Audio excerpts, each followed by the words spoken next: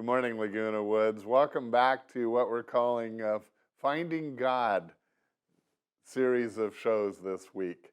I say that because, just to remind you, in case you didn't see yesterday's show, Yuri Gagarin, the first Soviet cosmonaut, went into space, and when he came back, he said, "I've been to space, and I couldn't see God," implying there is no God. And the American who went up a few years later said, "I've been to space and I see God everywhere."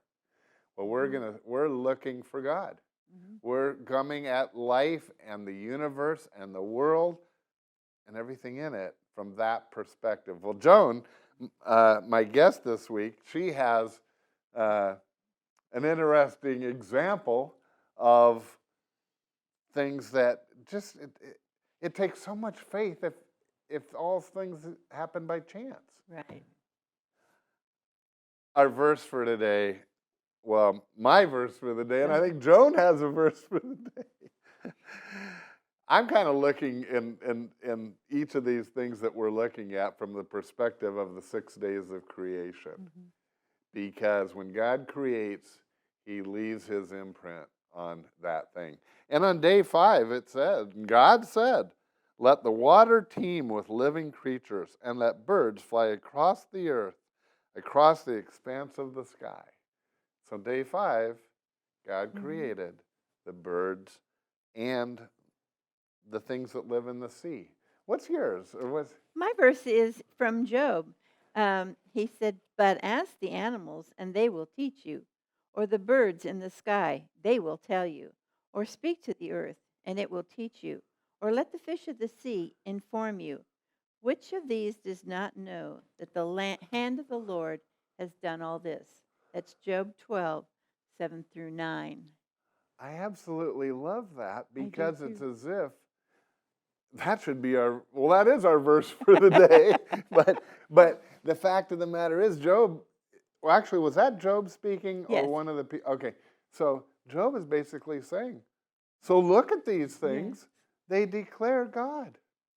I have to wonder, is that where we got the expression, "a little bird told me"? I don't know. But I love phrases like I that. do too. So, And a lot of them do come from the well, let's Bible. let a little bird tell us today. Okay. Because isn't one of the things that you're fascinated with Mr. Woodpecker? Yes. And this is just a little short story. I'm going to read it because I don't think I would do it justice if I could just tell you. Yeah, okay, that's So fine. this is about the woodpecker. The forces involved in the woodpeckers hammering away at the trees is incredible. For the suddenness with which his head is brought to a halt during each peck results in a stress equivalent to 1,000 times the force of gravity. This is more than 250 times the force to which an astronaut is subject to a rocket during liftoff. How is the woodpecker able to withstand such forces? What prevents woodpeckers from beating their brains out? The woodpecker survives this head bashing and these exceptional forces because God, in his wisdom, designed the head, the beak, and the neck in a special way. For starters, the Creator has greatly reinforced the woodpecker's skull with bone. It is necessary if the head is not going to break into pieces. He has given the woodpecker a strong bill, much stronger than the other birds. It must be strong enough to dig into a tree without folding like an accordion. The bill is chisel-tipped, and when the woodpecker is chiseling away, there's a lot of sawdust. Normally in birds, the sawdust would enter through nostrils, but the woodpecker has been designed with slit-like nostrils covered with fine wiry feathers to prevent the sawdust from entering. Also, the beak and brain itself have been cushioned against impact that in most birds, the bones of the beak are joined to the jaws of the cranium. In part, the skull surrounds the brain. But the woodpecker, the cranium and beak are separated by a sponge-like tissue that takes the shock each time the bird strikes the beak against the tree. The woodpecker's shock absorber is so good that scientists say it is far better than any that humans have ever invented. For added protection to its brain, the woodpecker has special muscles which pull its brain case away from the beak every time it strikes a blow. But this is only part of the story. If the woodpecker's head were to twist even slightly while hammering the tree, the rotation of its head, combined with the force of the pecking, would tear away the bird's brain. But God, in his ultimate design, has created the woodpecker with superbly coordinated neck muscles to keep its head perfectly straight. Thus, the bird can withstand an enormous shock that it inflicts on itself year in and year out, many thousand times a day. That cracks me up. So that is like the most miraculous thing you can imagine. Now, who can say God Yeah. didn't create the woodpecker? No other bird is like that. Yeah. He even protected the little nostrils from the sawdust of the pecking. It's amazing. Well, and the fact is, if all those things weren't created at the same time in it, he would have killed himself off because something didn't work. There had to, you probably, I didn't count, but you mentioned 5 or 6 things at least. Yes.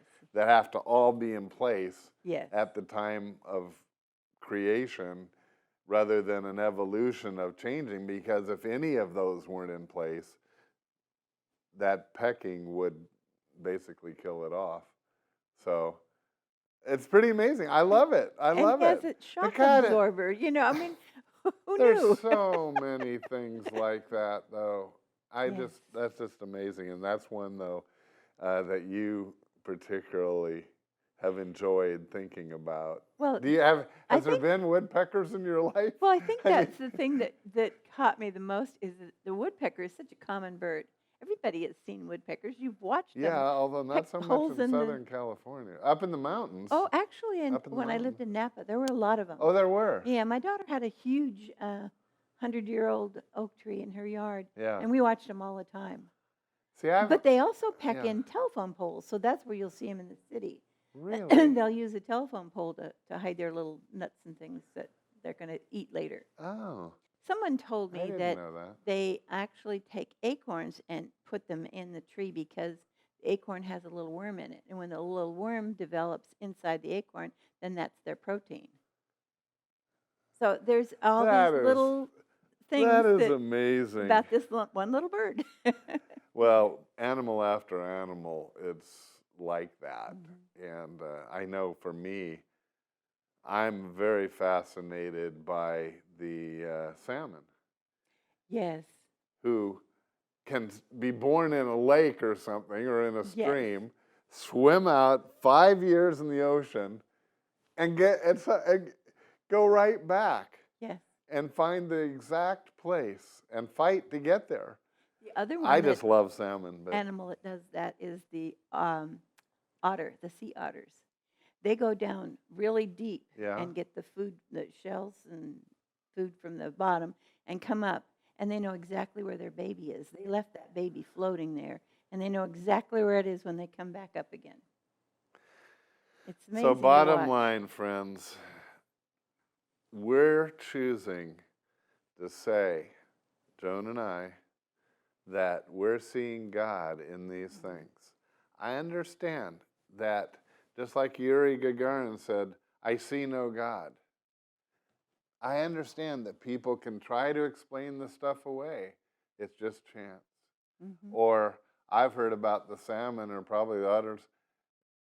It's just they're born that way. Yeah, that's true. But they're born that way because that's how God made them. Friends, I just hope you'll have an open mind and look and see if you can see God today. Go outside and look in a flower. Did that happen by chance? I'd say not. Have a great day. I hope we've given you something to think about this morning. Bye-bye.